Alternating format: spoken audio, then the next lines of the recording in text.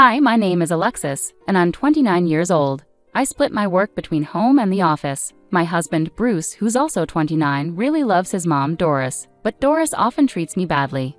Even with these challenges, Bruce and I recently celebrated our second wedding anniversary, and I'm proud of how we've managed our relationship. Work has become a safe place for me, giving me a break and leading to several promotions, which isn't common for women in my field. Right now, I'm on a business trip in Europe, attending important meetings. During one meeting, my phone, which was on silent, started vibrating a lot. It was unusual, so I thought it might be an emergency, especially after seeing 5 missed calls from Doris. Worried, I stepped out to call her back. Just as I was about to, she called again. "Hello, Alexis, where are you?" she asked, sounding annoyed. I didn't like her tone, but I answered anyway. "Hi, Doris. How are you? Is everything okay? Where are you?" she repeated, clearly impatient. Even though she was being irritating, I was in the middle of something important and didn't want to argue. "I'm sorry, Doris, didn't Bruce tell you? I'm in a meeting on a business trip. Can we talk later?" I said gently. "Bruce mentioned it, but what are you doing leaving your house and husband alone? Come back home immediately," she demanded. As usual, her demands were sudden and unreasonable. "I'm sorry, Doris, but I'm busy with something crucial and can't leave," I started to explain, but she cut me off. "You're so controlling, even though you're just Bruce's wife. I don't care about your excuses. Come home right now." Her words were harsh, but I had to stay calm for the sake of my job. Today was turning out to be more important than I expected. "Do you realize what today is?" I asked, confused. Doris, with a slight smirk, revealed, "We're celebrating my 62nd birthday today." Her tone was a mix of triumph and expectation. This surprised me because I thought her birthday was later in the month. It was even more surprising since I was on a business trip. My husband and I had planned a special dinner at a fancy restaurant to celebrate her milestone birthday later on. I was getting tired of Doris's constant attempts to control things, which seemed to get worse every year, especially when she knew I was busy with important work. "As I mentioned, I'm currently away on business, so I won't be able to make it back home," I explained calmly. "That's amusing," she replied sarcastically. "I spoke to Bruce earlier, and he's taken the day off for me. All the relatives will be there, but you, Alexis, are always buried in work. You seem so detached. How do you think that makes your husband's family feel?" Her words were meant to hurt, and I knew if I kept talking, her sarcasm would only get worse. Since I was still in an important meeting, I had no choice but to end the conversation. "I'm sorry, but I can't attend your 62nd birthday celebration," I said. Doris's tone suddenly changed. She took a deep breath, clearly frustrated. "Fine then, I won't consider you part of the family anymore. Don't bother coming back. It's like a divorce. Bruce deserves better," she declared, her words sharp and painful. Her harsh remarks left me both angry and upset, but I refused to argue over the phone. "All right, we'll discuss this when I get back." "I'm sorry, but I need to go now," I replied. Doris snapped back. "What's with that attitude? I told you not to come back. I'll just talk to Bruce myself," and then she hung up. Drained from the interaction with my mother-in-law, I returned to my meeting, taking a deep breath after 3 more days of back-to-back meetings. I finally headed home, feeling angry and frustrated the entire way because of the fight with Doris. I barely remember the drive. When I opened the front door and called out, I heard my husband Bruce say, "Welcome back," in a tired voice. I took off my heels and walked into the living room, leaving my luggage by the entrance. There, surrounded by cardboard boxes, was Bruce, sweating as he sealed them with tape. "What's with all the boxes?" I asked, curious. Bruce explained that the boxes were packed with my things. He told me that during Doris's 62nd birthday celebration, the day she called me, she announced to everyone that I had ignored her birthday and been rude on the phone. She even told the relatives that she wanted me divorced and sent back to my parents' house because I wasn't a good match for her son. This was typical of my mother-in-law, so I asked Bruce for more details. "And then what happened? Did your mother tell you to get a divorce and you just agreed to it?" "No, I didn't exactly agree," Bruce replied, sounding exhausted. "But she insisted that I pack up your stuff." I felt cornered. What was I supposed to do? He stopped packing and looked defeated. "What do you mean you didn't argue with your mother? Does this mean you're okay with the idea of us getting a divorce?" I asked, feeling confused and frustrated. Bruce then shared that his father, Russell, had also sided with Doris, telling him, "If Doris is upset, it'll be hard on you. Best to just do what she says." So Bruce had reluctantly gone along with the idea of a divorce. I was shocked at how easily Bruce seemed to accept his mother's decision. "What is wrong with your family?" I wondered aloud. "Your father is controlled by your mother, and you just blindly follow her too." It felt like no one was on my side. Finally, Bruce said, "What my mother decides is final. It's only until she calms down and things settle. This divorce isn't real. I'll come for you when things are better, he added, looking at me with pleading eyes. I wished he would direct that pleading toward his mother instead. How could a grown man like Bruce be so afraid of his mother? I thought, feeling a mix of disappointment and disbelief. It seemed like there was no saving this situation. I almost felt ashamed, wondering what I had ever seen in him. As I thought about everything, I realized that maybe this was an unexpected chance for freedom. Staying with Bruce meant constantly dealing with Doris's hostility and her endless talk about divorce. Maybe separating was actually a blessing in disguise. I was perfectly capable of taking care of myself, and living alone wouldn't be a problem. With this new clarity, I faced Bruce and said firmly, "Let's go ahead with the divorce." Afterward, I called Doris. It took several tries, but she finally answered. "Hello," Doris said. I responded softly, "As you wish, we're getting a divorce." Doris's voice was unnaturally cheerful as she replied, "Yes, please leave. Finally, you realize you're not good enough for Bruce. I'm so relieved. Don't worry, I'll find him a new wife who is obedient, pretty, and nice to her in-laws." Her words were full of a misplaced sense of victory as she added, "I'm sure Bruce will be just fine. I'll take care of him until he finds his next wife, so you don't need to worry about that," Doris said, dripping with sarcasm. After hearing enough of her attitude, I told her, "Well, don't misunderstand. It's not just about you." Still feeling good about herself, Doris snapped back, "Oh, you're just a sore loser. Don't worry about me or Bruce, Alexis. I've got the divorce papers from the city office and gave them to Bruce. Don't forget to sign them." Then, without another word, she hung up. Bruce, who had overheard my conversation, looked strangely relieved, which made me wonder if he really understood what was happening. "By the way, does your mother know you're actually a full-time house husband?" I asked. "How could I tell her that?" he replied, his tone becoming serious. "My mother is obsessed with the idea that I'm a high-ranking employee at a big company, right?" I nodded, thinking about his behavior. I realized that Bruce had never been honest with Doris. At home, he wore old sweatshirts, but whenever he had to meet her, he'd put on a suit and pretend to be at work whenever she called. Doris had proudly announced at her birthday party that Bruce was such a devoted son, taking time off just to be there.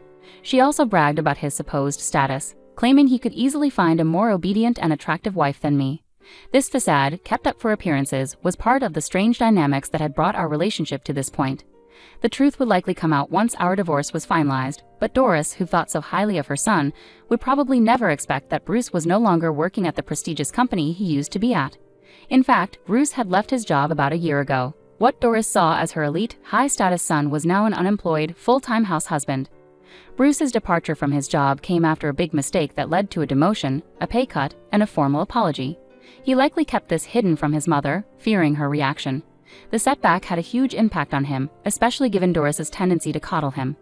The mere thought of returning to an office environment and facing the consequences of his mistake made him extremely anxious and sick. At first, he tried to manage by reporting his absences and requesting paid leave, but eventually, he stopped calling in altogether. As his unauthorized absences piled up, he was fired. Now, without any plans to find a new job, Bruce relied heavily on my income. He hadn't told Doris any of this, knowing she would be furious and disappointed. I felt a bit of regret knowing I wouldn't get to see Doris's reaction when she found out about her son's situation after I left. I imagined she would be utterly shocked, maybe even extremely upset, but that was no longer my concern. When Bruce handed me the divorce papers, he mentioned they were just a way to calm his mother down. "Okay," I said, taking in the information. I quickly filed the papers and signed a lease for a new apartment, moving out as soon as I could. A month later, to my surprise, Doris called. Even though I thought I had cut ties for good, curiosity got the better of me, and I answered. "What do you want now? Aren't you happy to be rid of me?" I asked, with a hint of sarcasm in my voice. "You're still the same. Just listen to me," Doris replied, her tone unchanged. She started talking about Bruce. She revealed that since I had left, she had visited Bruce's apartment multiple times to help with chores, only to find him lounging around in his room each time, with no signs of going to work or being sick. Suppressing a laugh, I replied casually, "Well, Bruce is like that because he has no intention of working again." Doris, seemingly unaware of her role in the situation, shockingly asked, "Alexis, can you do something about it?" "Why should I? You didn't want me in your family and wanted nothing to do with me," I retorted. It was so typical of her to ask for help only when it suited her, after treating me badly for so long. The irony of the situation wasn't lost on me, and I couldn't help but feel a sense of satisfaction as I realized just how much of a mess she had made for herself. Doris then questioned me, trying to shift the blame onto me. "I was wondering if you said something to Bruce before you left." It was astonishing how she was trying to make me the bad guy, ignoring the real issues with her son. "Really, Doris? I replied, incredulous at her insinuation. You think I married Bruce just for a luxurious life? Why would the divorce hurt if that were true? She looked at me suspiciously, as if she believed I had married Bruce just for his wealth. Are you kidding me? I thought to myself, amazed at how delusional she was. I was the one supporting Bruce financially throughout our marriage. It was me providing for him, I continued, feeling frustrated. Because of Bruce, I couldn't even afford to live extravagantly. Should I consider asking for alimony? Doris was shocked by my statement. How dare you make up something like that, Alexis? You just forgot to ask for alimony, didn't you? Bruce has a higher income and position than you. Don't be so unreasonable. If you want money, Bruce can pay whatever you want. After all, he's a high-level employee at a major company, she retorted, sticking to her false belief. Perhaps Bruce hadn't told her the truth.